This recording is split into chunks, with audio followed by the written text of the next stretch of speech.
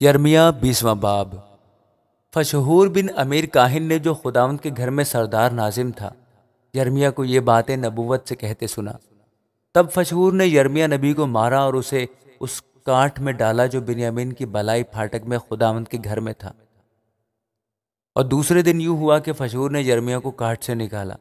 تب یرمیہ نے اسے کہا کہ خداوند نے تیرا نام فشہور نہیں بلکہ مجہور مصابیب رکھا ہے، کیونکہ خداوند یوں فرماتا ہے کہ دیکھ، میں تجھ کو تیرے لیے اور تیرے سب دوستوں کے لیے دہشت کا باعث بناؤں گا، اور وہ اپنے دشمنوں کی تلوار سے قتل ہوں گے، اور تیری آنکھیں دیکھیں گی، اور میں تمام یہودا کو شاہ بابل کے حوالہ کر دوں گا، اور وہ ان کو اسیر کر کے بابل میں لے جائے گا اور ان کو تلوار سے قتل کرے گا، اور میں اس شہر کی ساری دولت اور اس کے تمام محاصل اور اس کی سب نفیس چیزوں کو اور یہودا کے بادشاہوں کے سب خزانوں کو دے ڈالوں گا۔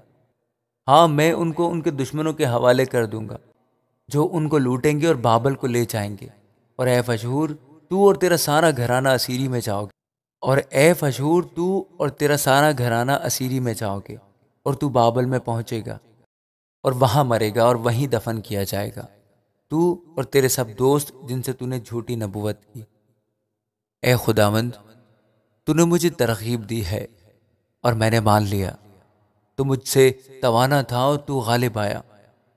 میں دن بھر ہنسی کا باعث بنتا ہوں، ہر ایک میری ہنسی اڑاتا ہے، کیونکہ جب جب میں کلام کرتا ہوں زور سے پکارتا ہوں۔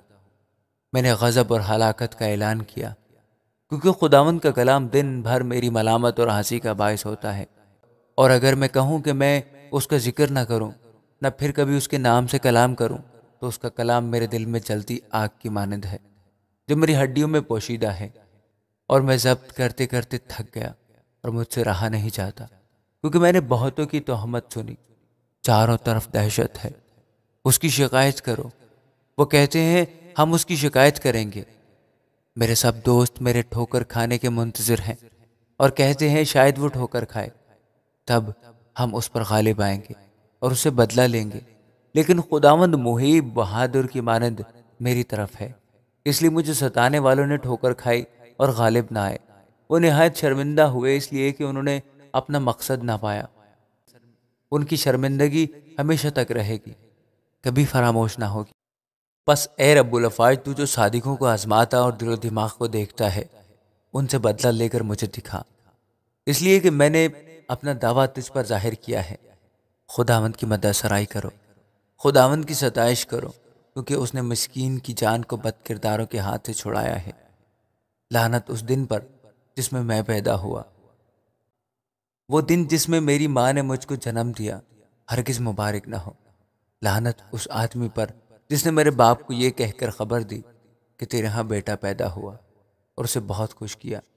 ہاں، وہ آدمی ان شہروں کی مانند ہو جن کو خداوند نے شکست دی اور افسوس نہ کیا، اور وہ صبح کو خوفناک شور سنے اور دوپہر کے وقت بڑی للکار، اس لیے کہ اس نے مجھے رحم ہی میں قتل نہ کیا کہ میری ماں میری قبر ہوتی، اور اس کا رحم ہمیشہ تک بھرا رہتا۔